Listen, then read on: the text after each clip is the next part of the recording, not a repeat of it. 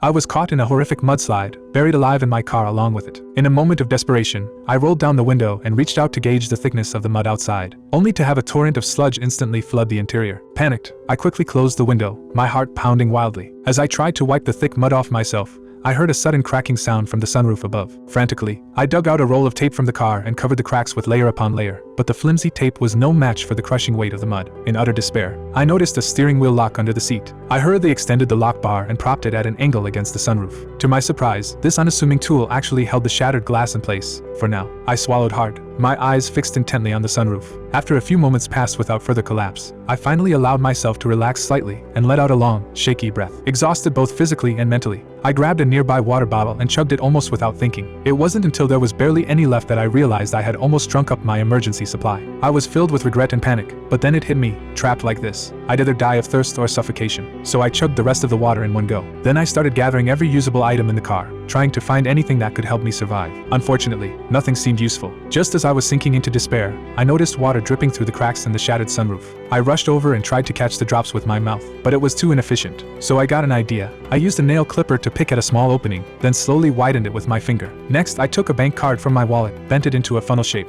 and inserted it into the mouth of a plastic bottle. Just like that, I built a simple water collection device. Watching the bottle slowly fill with water, I finally had a solution to my drinking problem. But the air inside the car was growing thinner, and I was finding it harder and harder to breathe. If this continued, I would suffocate. So I dismantled a hollow steel tube from the foldable seat, used the nail clipper to drill a small hole in a bottle cap, threaded a hemp rope through it, and sealed the tube, creating a makeshift air pipe. Then I put on gloves and used a piece of wire to drill a small hole in the sunroof, trying to push the pipe upward toward the surface. The first pipe disappeared completely into the mud without reaching the ground. I panicked, quickly attached a second section, and kept pushing, but it still wasn't enough. In desperation, I mustered all my strength and connected a third pipe, but this time it seemed stuck. No matter how hard I pushed, it wouldn't budge. In a critical moment, I frantically pulled out the car jack, hoping to use it for extra leverage. But even the jack soon reached its limit, and the mud still hadn't been pierced. Out of options, I patted my shoulder with a towel and used my own body to push with everything I had. After several furious shouts, I finally forced the pipe through the mud and out into the open. I quickly threaded a wire up, pushed open the valve I'd made, and leaned in close to the opening. A faint glimmer of light made me shout with excitement. After greedily gulping a few breaths of fresh air, I screamed for help with all my might, but no one responded. To attract attention from outside, I rolled up old newspaper into a strip and lit it, hoping the smoke would signal through the pipe. But I'd underestimated the danger of lighting a fire inside the car. The flames leaped up and burned my hand, making me jerk back and drop the paper. The fire quickly grew out of control.